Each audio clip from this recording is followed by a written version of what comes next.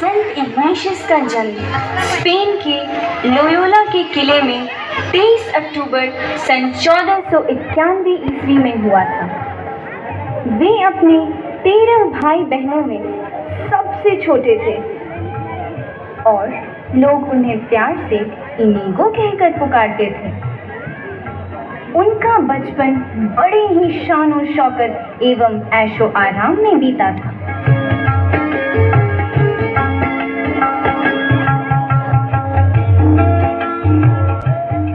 धार्मिक शिक्षा के साथ ही साथ उन्हें युद्ध की कला भी सिखाई गई। जब वे कुछ बड़े हुए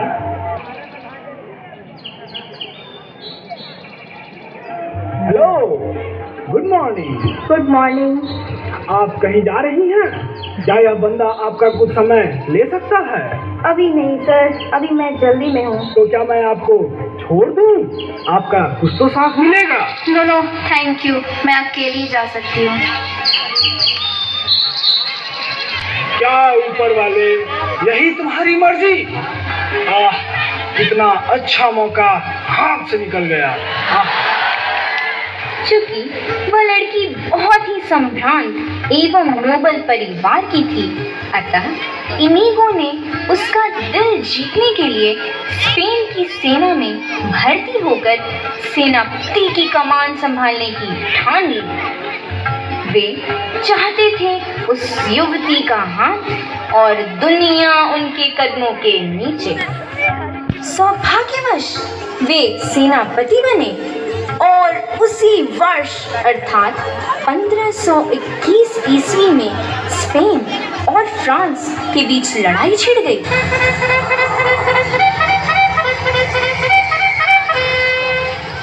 इनीगो के लिए इससे अच्छा मौका और क्या हो सकता था? वे फ्रांस के विरुद्ध लड़ाई में कूद पड़े।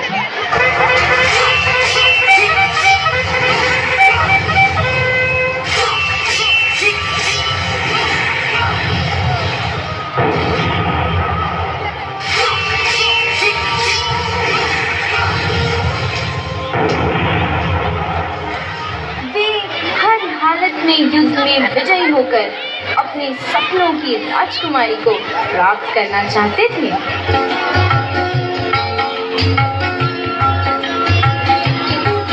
तो क्या इनीगो ने उस सुंदरी को प्राप्त किया? लेकिन तभी तोप का एक गोला इनीगो के पैर पर लगा और उनके पैर को चकनाचूर कर डाला। घायल अवस्था में इनीगो को हॉस्पिटल लाया गया। हॉस्पिटल में इनीगो ऊब गए। वे युद्ध संबंधी या बड़े बड़े राजाओं की जीवनी पर आधारित वीर गाथा का उपन्यास पढ़ना चाहते थे, परंतु अस्पताल में उन्हें मात्र 2 पुस्तकें ही मिल सकी, एक खिस्तानुकरण और दूसरा संतों की जीवनियाँ। भला इनीगो को इन पुस्तकों को पढ़ने में कैसे मन लगता, लेकिन वे वहाँ इतने बोर हो गए थे कि उन्होंने उन पुस्तकों को ही पढ़ना शुरू किया। जानते हो फिर क्या हुआ? दोस्त, कहानी तो बहुत मजेदार है। इस पर तो बॉलीवुड की फिल्म बननी चाहिए। तो आगे क्या हुआ? ईश्वर की योजना इनीगो के लिए कुछ और ही थी। जैसे जैसे वे महान संतों की जीवनी पढ़ते गए, उनके मन में एक तूफान सा उठने लगा। उनकी रुचि संतों की जीवनी और यीशु के जीवनी में बढ़ने लगी। उनका मन परिवर्तित होने लगा। वे सोचने लगे,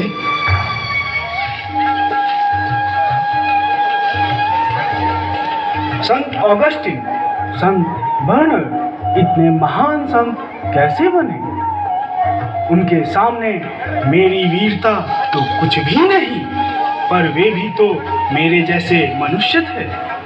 मेरे प्रभु मेरे लिए भी तो जगत में आए और मेरे प्रेम के लिए मर गए। उचित यह है कि मैं ऐसे प्रभु के लिए, ऐसे प्रेम के लिए कुछ करूं।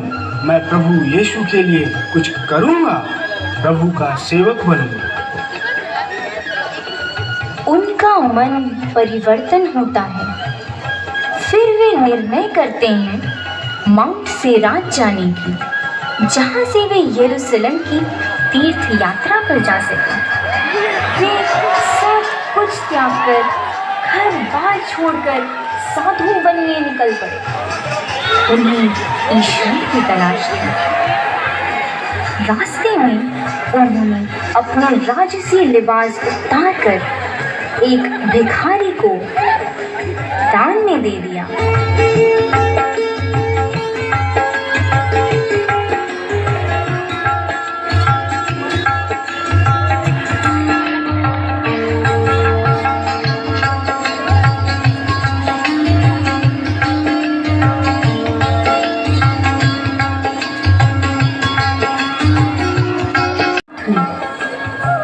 उन्हें ईश्वर के दर्शन हुए, साथ ही ईश्वर का आशीर्वाद मिला।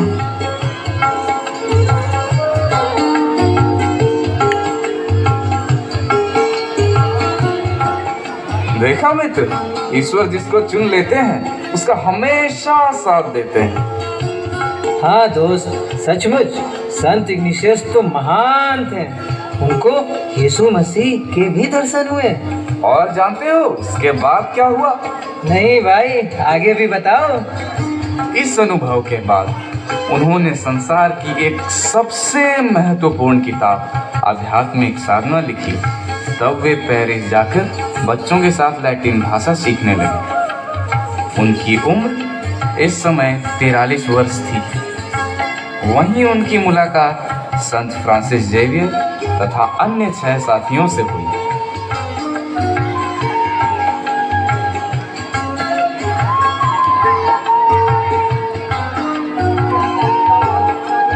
वे फ्रांसिस जेवियर से कहा करते थे,